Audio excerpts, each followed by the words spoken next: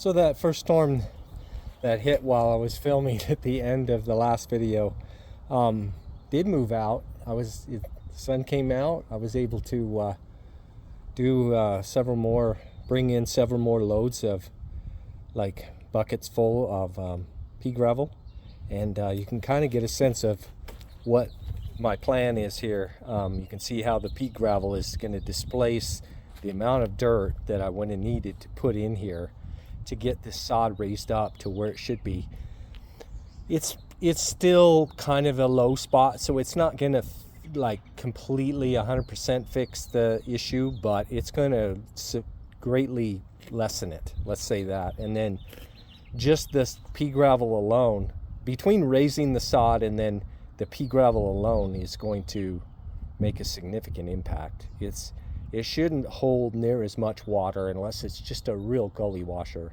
And so hopefully this, it'll be even better than that, but we'll see what it does. So worst case scenario is it's gonna improve it by at least 50%. I can state that for a fact. So then so tomorrow there's another big storm coming. I can hear the thunder. And plus I'm getting fatigued at this point from all of this hauling and digging and rock moving. And so I'm going to leave this, and this will give me, if it does rain, it'll give me a sense of how well it's actually going to work too. So just how much it helps kind of create a sump effect and drain some of this water a little more readily. Most likely we'll have to pump out some water depending on how much of this drops, because it looks like it's getting kind of nasty over there. And unlike the other one that was skirting around to the north, this one is making a beeline for this area. So anyway, but yeah, that's the idea. I'm gonna finish that up tomorrow, put this dirt and sod back in, and then go from there. And hopefully it's gonna be a big enough impact. And then, like I say, just have to do something with this void underneath this walk, because that's going to be problematic at some point, I think, just because if that's not filled with something relatively solid, it's going to keep funneling underneath like it's already making that sink.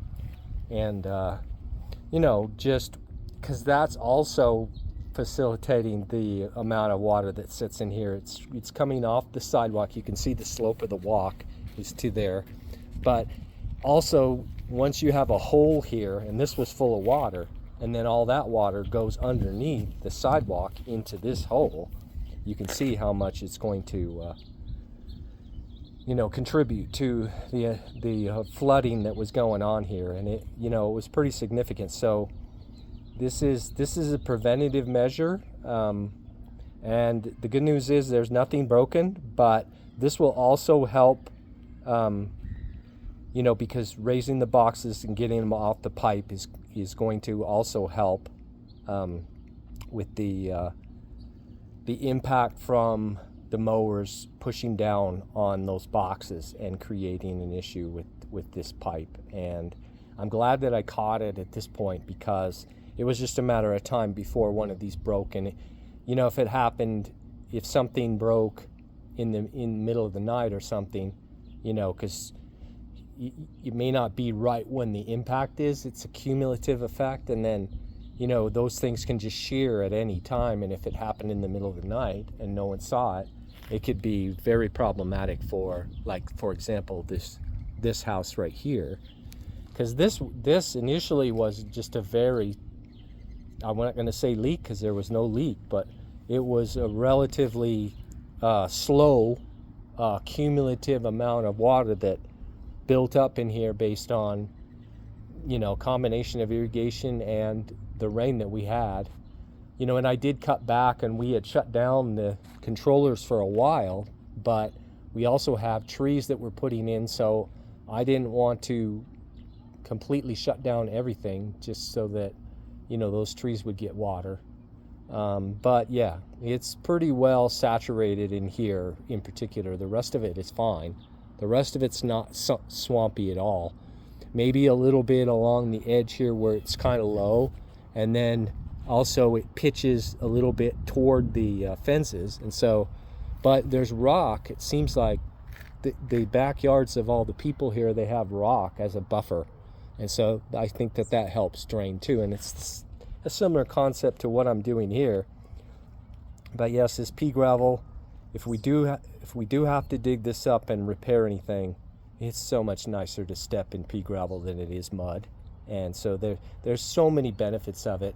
Plus, like I say, major props to Scott from Windmill for allowing us to use this, and free of charge.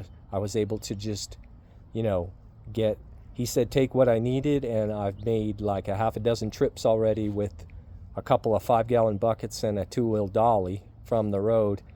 And it's getting to right up to that point where I want it, and then the rest of this will displace the balance of it, and it should get that sod raised up to where it should, it will help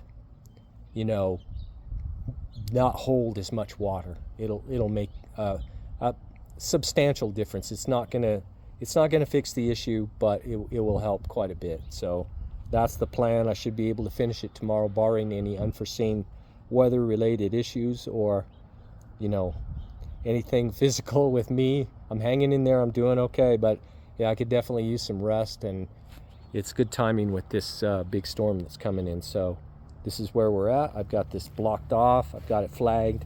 I think it's relatively safe.